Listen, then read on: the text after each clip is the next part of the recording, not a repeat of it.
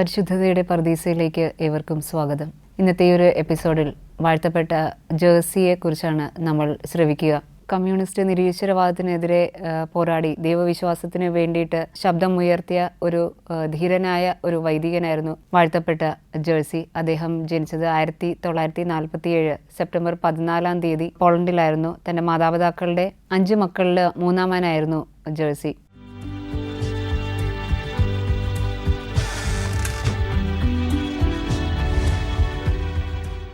അദ്ദേഹത്തിൻ്റെ മാതാപിതാക്കൾ വളരെ ആഴപ്പെട്ട കത്തോലിക്ക വിശ്വാസത്തിൽ ജീവിക്കുന്നവരായിരുന്നു. അതോടൊപ്പം തങ്ങളുടെ മക്കളെയും ആഴമായ ദൈവവിശ്വാസത്തിൽ വളർത്തുവാനായിട്ട് അവർ പരിശ്രമിച്ചിരുന്നു. ചെറുപ്പം മുതൽ തന്നെ ജേഴ്സി വളർന്നത് അനുദിന വിശുദ്ധ കുർബാനയും ജപമാല പ്രാർത്ഥനയും കുടുംബ പ്രാർത്ഥനയും എല്ലാം വളരെ കൃത്യതയോടുകൂടി പങ്കെടുത്തുകൊണ്ട് തന്നെയായിരുന്നു.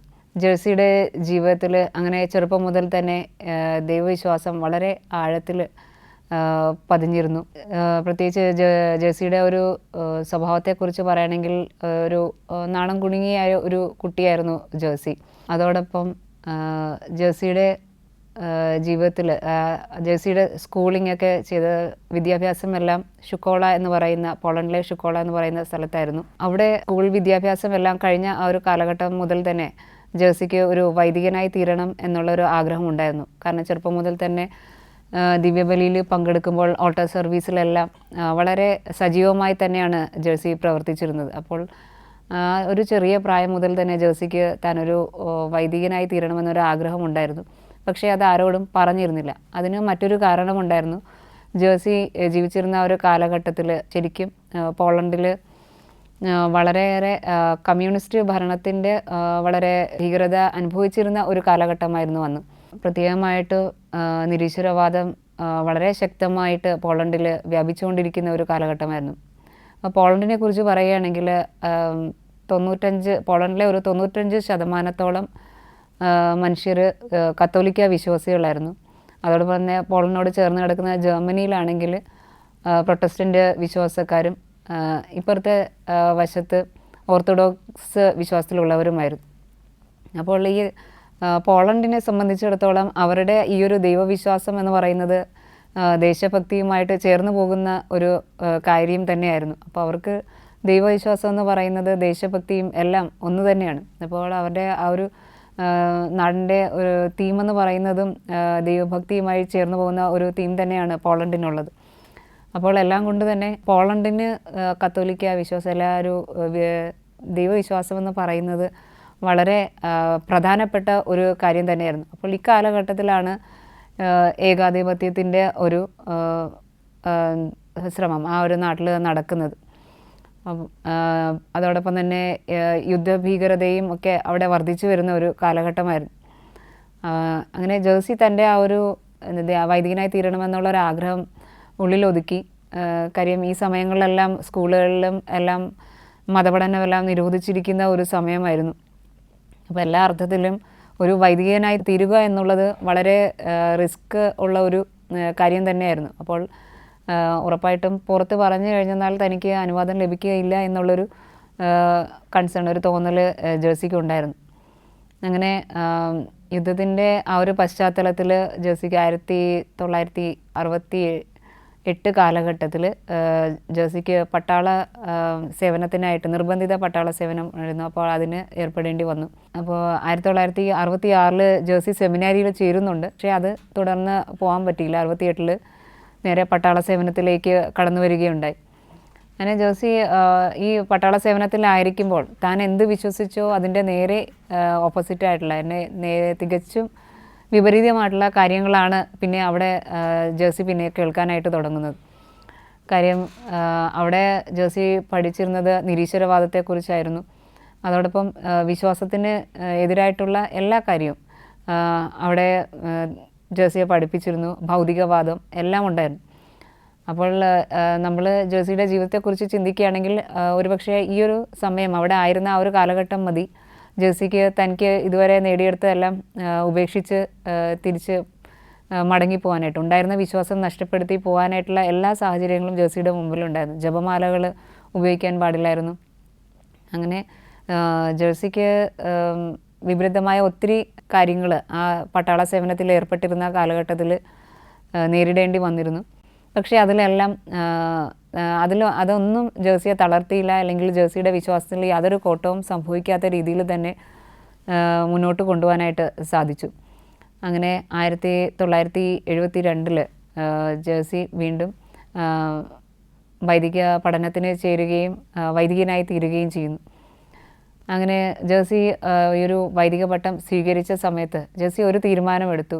ഞാൻ ഒരിക്കലും മേടയിലിരുന്ന് വിശ്രമിക്കുന്ന ഒരു വൈദികനായി തീരില്ല എന്നുള്ളത്.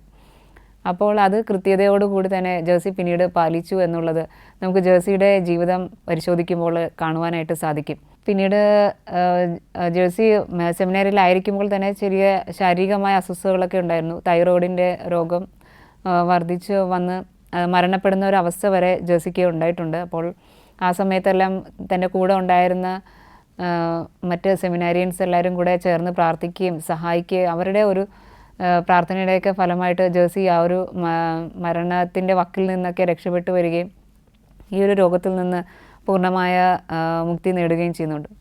എന്നിരുന്നാലും പിന്നീട് മറ്റ് ശാരീരിക അസ്വസ്ഥതകളൊക്കെ ജേഴ്സി അലട്ടിയിരുന്നു. അപ്പോൾ അതുകൊണ്ട് തന്നെ ജേഴ്സി വൈദികനായി തീർന്ന ശേഷം പ്രധാനപ്പെട്ട ഒരു റോള് ഒരു ഇടവകയിലും എടുത്തിരുന്നില്ല. 2 വർഷക്കാലം ഒരു ഇടവകയിൽ സേവനം അനുഷ്ഠിച്ചു. അതിനുശേഷം വീണ്ടും രോഗാവസ്ഥയിലായി. അങ്ങനെ ഈ ഒരു സമയത്താണ് ബിഷപ്പ് ഇദ്ദേഹത്തിനെ മെഡിക്കൽ വിദ്യാർത്ഥികളുടെ ചാപ്ലൈനായിട്ട് അവരുടെ ഉത്തരവാദിത്തം ചെയ്യുവാനായിട്ട് അദ്ദേഹത്തെ ഏൽപ്പിക്കുന്നത്. അങ്ങനെ ജേഴ്സി വളരെ സന്തോഷപൂർവ്വം തൻ്റെ ആ ഒരു പുതിയൊരു റെസ്പോൺസിബിലിറ്റി ഏറ്റെടുക്കുകയാണ്. ജേഴ്സിയെക്കുറിച്ച് പറയുകയാണെങ്കിൽ അദ്ദേഹത്തിൻ്റെ പ്രസംഗങ്ങൾ, അദ്ദേഹത്തിൻ്റെ പെരുമാറ്റം, മറ്റുള്ളവരുമായുള്ള ഇടപെടലുകൾ കൊണ്ട് തന്നെ ജേഴ്സിയെ എല്ലാവർക്കും വളരെയധികം ഇഷ്ടമായിരുന്നു. ഏവർക്കും പ്രിയങ്കരനായൊരു വ്യക്തിയായി തീർന്നു ജേഴ്സി. അങ്ങനെ വളരെ പോപ്പുലറായിട്ടുള്ള ഒരു വൈദികനായിരുന്നു ജേഴ്സി. അങ്ങനെ മെഡിക്കൽ വിദ്യാർത്ഥികളുടെ ഈ ഒരു സേവനത്തിലായിരിക്കുമ്പോൾ അദ്ദേഹം അവരുടെ ആവശ്യങ്ങളെല്ലാം വളരെ കൃത്യതയോടുകൂടി തന്നെ പാലിച്ചു വന്നു. അവരുടെ ആത്മീയ ആവശ്യങ്ങൾ, അതായത് അവർക്ക് വേണ്ടിയിട്ട് ദിവ്യബലി അർപ്പിക്കുക, അവർക്ക് വേണ്ടി പ്രാർത്ഥിക്കുക, അതോടൊപ്പം അവരുടെ പ്രൊഫഷണൽ എത്തിക്സിനെ കുറിച്ച് അവർക്ക് ക്ലാസ്സുകൾ നൽകുക, അങ്ങനെ ഇത്തരം കാര്യങ്ങളെല്ലാം ജേഴ്സി വളരെ കൃത്യതയോടുകൂടി തന്നെ പാലിക്കുകയും മെഡിക്കൽ വിദ്യാർത്ഥികൾക്ക് ഏറെ പ്രിയപ്പെട്ട ഒരു ചാപ്ലൈനായി തീരുകയും ചെയ്തു ജേഴ്സി.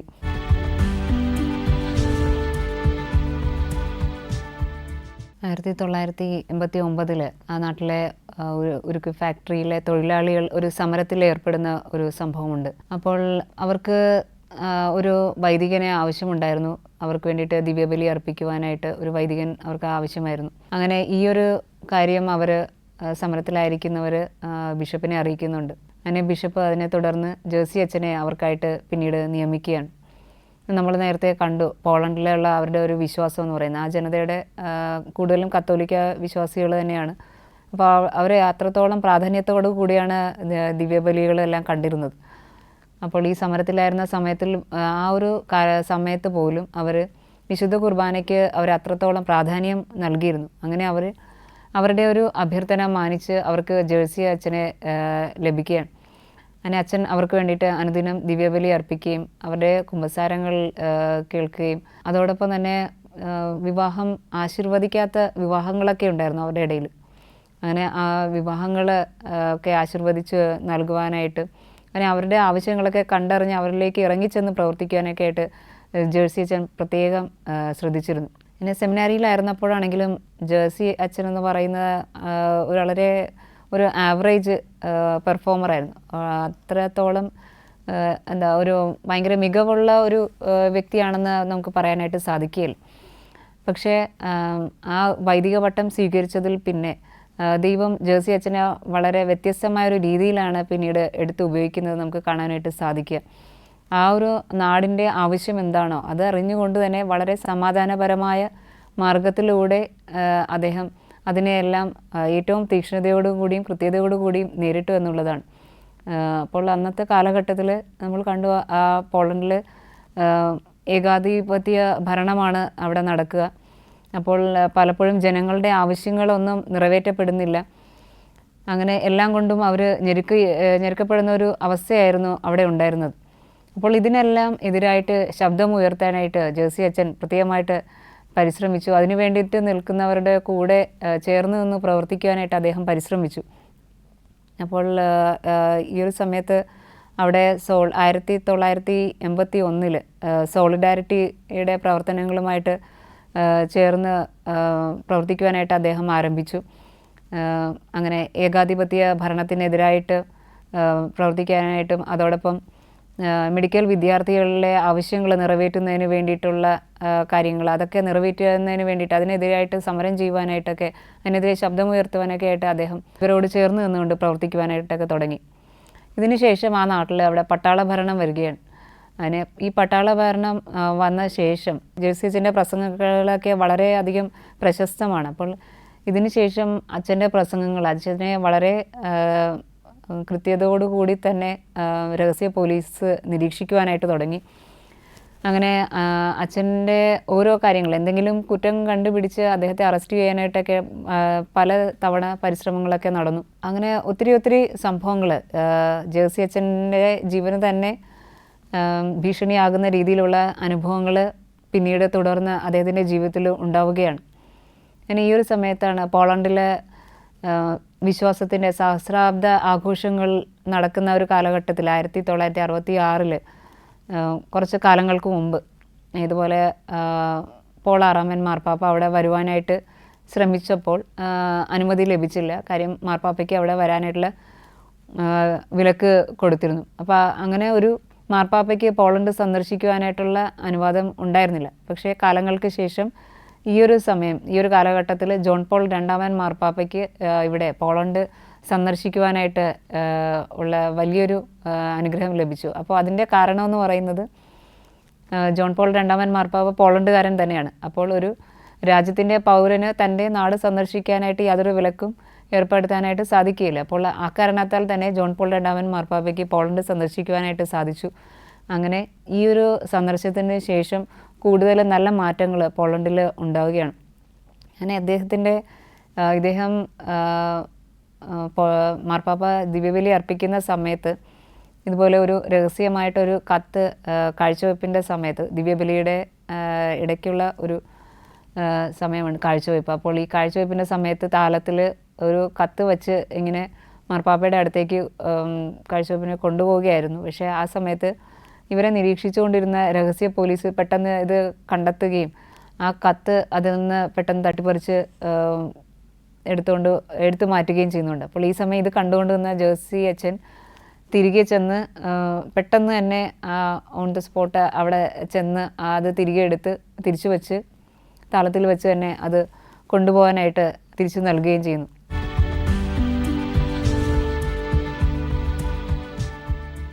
ജേഴ്സി അച്ഛൻ തൻ്റെ ജീവിതത്തിലൂടെ കാണിച്ചു തരുന്നത് അദ്ദേഹത്തിൻ്റെ ഒരു ധീരതയാണ്. പലപ്പോഴും മറ്റുള്ളവർക്ക് ആ നാട്ടിൽ നടക്കുന്ന സംഭവങ്ങൾക്കെതിരായിട്ട് പ്രതികരിക്കാനായിട്ട് ഭയമുണ്ടായിരുന്നു.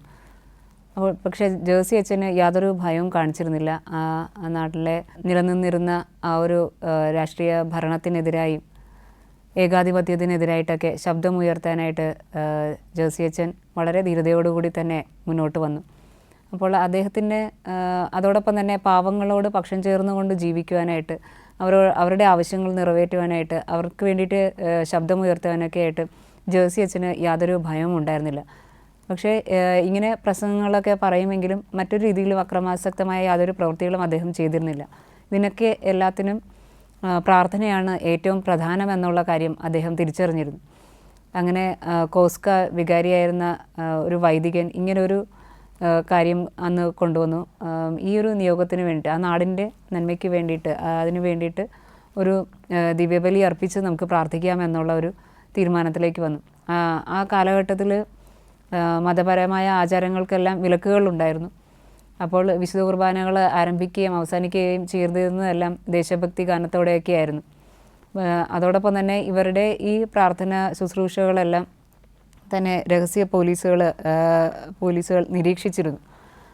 അങ്ങനെ ജേഴ്സി അച്ഛന് എല്ലാ വിധത്തിലും വളരെയധികം പ്രതിസന്ധികളൊക്കെ നേരിടേണ്ടി വന്നിട്ടുണ്ട്. പ്രത്യേകിച്ച് അവർ പറയുക പ്രസംഗ പീഠങ്ങൾ ദേവാലയത്തിലെ പ്രസംഗ പീഠങ്ങളെല്ലാം അദ്ദേഹം രാഷ്ട്രീയ കാര്യങ്ങൾക്കായിട്ട് ഉപയോഗിക്കുന്നു എന്നുള്ള ആരോപണങ്ങളൊക്കെ കൊണ്ടുവന്നു. പല അവസരങ്ങളിലും അദ്ദേഹത്തിൻ്റെ മേട ആക്രമിക്കപ്പെട്ടു. പിന്നെ ഒരിക്കൽ ഇതുപോലെ കാർ അപകടത്തിൽ പെടുത്താനൊക്കെ ആയിട്ട് പരിശ്രമിച്ചു.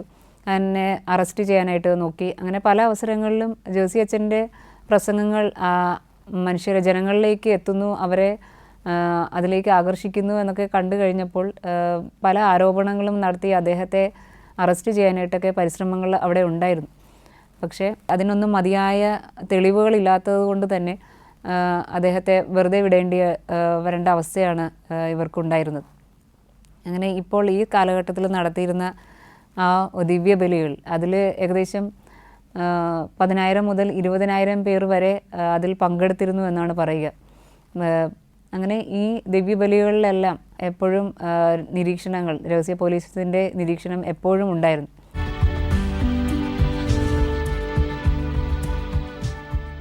ആയിരത്തി 1989 ഒക്ടോബർ മാസം 19-ാം തീയതി പോളണ്ടിലെ ബെഡ്ഗോസെക്സ് എന്ന് പറയുന്ന സ്ഥലത്ത് അദ്ദേഹത്തിന് കാർമ്മികത്വം വഹിച്ച് ദിവ്യബലി അർപ്പിക്കുവാനായിട്ട് ഒരു ക്ഷണം ലഭിക്കുകയാണ്. അങ്ങനെ അതിനെ തുടർന്ന് ജോസി അച്ഛൻ ആ സ്ഥലത്തേക്ക് പോവുകയും ആ രാത്രിയിൽ അവിടുത്തെ ദിവ്യബലി അർപ്പിക്കുകയും ചെയ്യുന്നുണ്ട്. അപ്പോൾ അന്നത്തെ ആ ഒരു ദിവ്യബലിയിലെ പ്രസംഗം എന്ന് പറയുന്നത് തിന്മയെ നന്മ കൊണ്ട് ജയിക്കുക എന്നുള്ളതായിരുന്നു. അങ്ങനെ അതിനെക്കുറിച്ചുള്ള ഒരു പ്രസംഗം ഒക്കെ അദ്ദേഹം നൽകിയിട്ട് അവിടെ നിന്ന് മടങ്ങുന്ന സമയത്ത് അവിടെ അദ്ദേഹത്തെ പിന്തുടർന്നുകൊണ്ട് രഹസ്യ പോലീസ് ഉണ്ടായിരുന്നു. അന്ന് ആ ദിവസത്തെ ആ ഒരു ദിവ്യബലിയിലും അദ്ദേഹത്തെ നിരീക്ഷിക്കുവാനായിട്ട് ഇവർ ആ ജനങ്ങൾക്കിടയിൽ രഹസ്യമായിട്ട് അവിടെ കടന്നുകൂടിയിരുന്നു. അങ്ങനെ അദ്ദേഹത്തിൻ്റെ മടക്ക യാത്രയിൽ ഇദ്ദേഹത്തെ ഫോളോ ചെയ്തുകൊണ്ട് തന്നെ ഇവർ അദ്ദേഹത്തിനെ പിന്തുടർന്ന് പുറകെ വരുന്നുണ്ട്. അങ്ങനെ ആ ഒരു അദ്ദേഹം പോയ ആ ഗ്രാമത്തിൻ്റെ ആ ഒരു ഏരിയ വിട്ട്, ആ ഒരു പ്രദേശം വിട്ട് അദ്ദേഹം പുറത്ത് കടന്നു കഴിഞ്ഞപ്പോൾ ഇവർ അദ്ദേഹത്തെ ആക്രമിക്കുകയും അദ്ദേഹത്തെ പിടിച്ച് അവരുടെ വാഹനത്തിൽ ഇടുകയും ചെയ്യുന്നുണ്ട്. അപ്പോൾ അദ്ദേഹം പോയിരുന്ന വാഹനത്തിൽ ഉണ്ടായിരുന്ന ഡ്രൈവറിനെയും ജോസി അച്ഛനെയും ഒരുമിച്ചാണ് ഇവർ പിടിച്ച് ആക്രമിച്ച് പരിക്കേൽപ്പിച്ച് അവരുടെ വാഹനത്തിലിടുന്നത്. അങ്ങനെ ഡ്രൈവർ നിങ്ങൾ എന്താണ് ഈ ചെയ്യുന്നതെന്ന് പറഞ്ഞുകൊണ്ട് അവരോട് ചോദിക്കുന്നുണ്ട്. പക്ഷേ അവർ കൂടുതൽ ഇയാളെ ആക്രമിക്കുന്നു. ചോദിക്കുന്നതനുസരിച്ച് കൂടുതൽ അദ്ദേഹത്തിന് പരിക്കേറ്റുകൊണ്ടിരിക്കുകയാണ് ചെയ്തത്. പക്ഷേ എങ്ങനെയോ ഈയൊരു ഡ്രൈവറിന് ഒരുവിധം അവിടെ നിന്ന് ഇവർ പിടിച്ചുകൊണ്ട് പോകുന്നതിൻ്റെ ഇടയ്ക്ക് തന്നെ, വണ്ടിയിൽ പിടിച്ചിട്ട് കൊണ്ടുപോകുന്ന ആ സമയത്ത് അതിൻ്റെ വഴിക്ക് തന്നെ ഡ്രൈവറിന് ഒരുവിധം അവിടെ നിന്ന് രക്ഷപ്പെട്ട് ഓടാനായിട്ട് സാധിച്ചു. അങ്ങനെ ഈ ഡ്രൈവർ വഴിയാണ് പുറം ലോകം ജോസി അച്ഛനെ തട്ടിക്കൊണ്ടുപോയ വിവരം അറിയുന്നത്.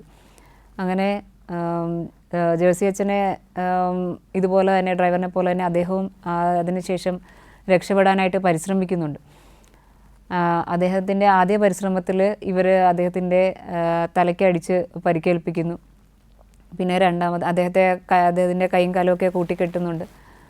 വീണ്ടും രണ്ടാമതും അദ്ദേഹം രക്ഷപ്പെടാൻ നോക്കുമ്പോൾ അദ്ദേഹത്തെ പെട്ടെന്ന് തന്നെ പിടിവീണ് അദ്ദേഹത്തെ വലിച്ച് എടുക്കുന്നു. അപ്പോൾ ഈ കെട്ട് ഓരോ പ്രാവശ്യം രക്ഷപ്പെടാൻ ശ്രമിക്കുമ്പോഴും അദ്ദേഹത്തിൻ്റെ ചുറ്റിയിരുന്ന ആ ഒരു കെട്ട് മുറുകുകയും അദ്ദേഹത്തിൻ്റെ കഴുത്തിൽ അത് കുറച്ചും കൂടി മുറുകുന്ന ഒരു അവസ്ഥയുണ്ടായി. അങ്ങനെ മൂന്നാമത്തെ പ്രാവശ്യം ചെയ്തപ്പോൾ അവർ അദ്ദേഹത്തിൻ്റെ വായ് മൂടിക്കെട്ടി. അപ്പോൾ ഈ മൂടിക്കെട്ടിയ സമയത്ത് ഒരുപക്ഷെ മൂക്കും കൂടെ ചേർന്ന് മൂടിയിട്ടുണ്ടാകണം. അങ്ങനെ വളരെയധികം ശ്വാസം മുട്ടുന്ന അവസ്ഥയിൽ തന്നെ അദ്ദേഹത്തെ പിടിച്ചു കെട്ടി കൊണ്ടുപോവുകയാണ്. ഇതിൻ്റെ ഇടയിൽ അദ്ദേഹത്തിന് മാരകമായ രീതിയിൽ അവരെ ആക്രമിക്കുന്നുണ്ട്, വളരെ ശക്തമായിട്ട് ആക്രമിക്കുന്നുണ്ട്, മാരകമായ പരിക്കേൽക്കുന്നുണ്ട്. തുടർന്ന്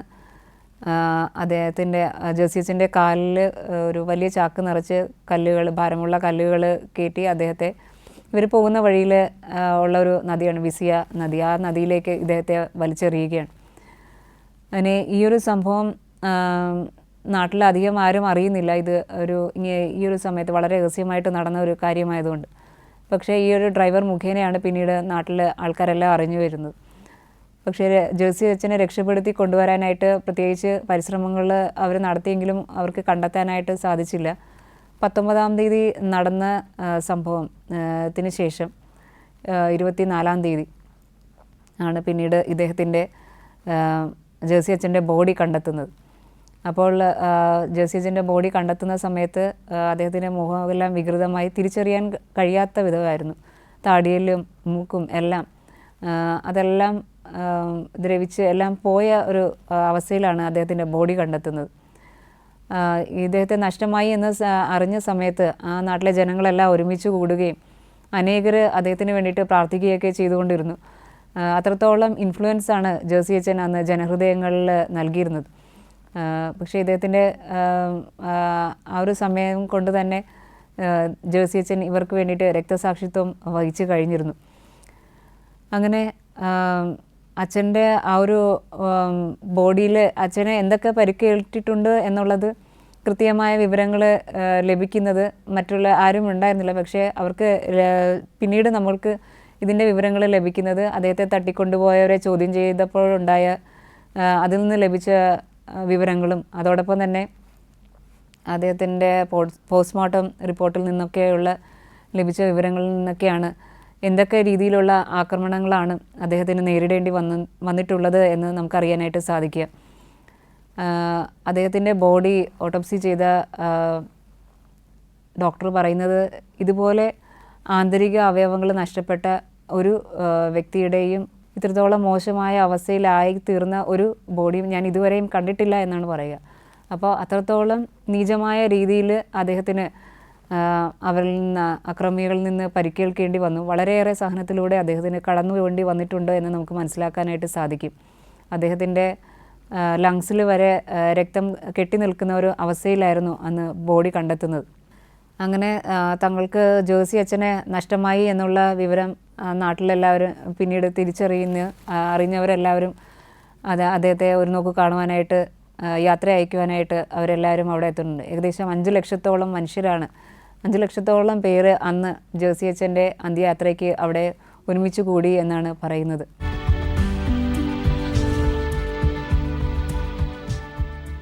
(2010) ജൂൺ 6-ാം തീയതി ഫീസ്റ്റ് ഓഫ് കോർപ്പസ് ക്രിസ്റ്റിയുടെ ദിനത്തിൽ അദ്ദേഹത്തെ വാഴ്ത്തപ്പെട്ടവരുടെ ഗണത്തിലേക്ക് ഉയർത്തി അൾത്താര വണക്കത്തിനായിട്ട് ഉയർത്തുകയുണ്ടായി.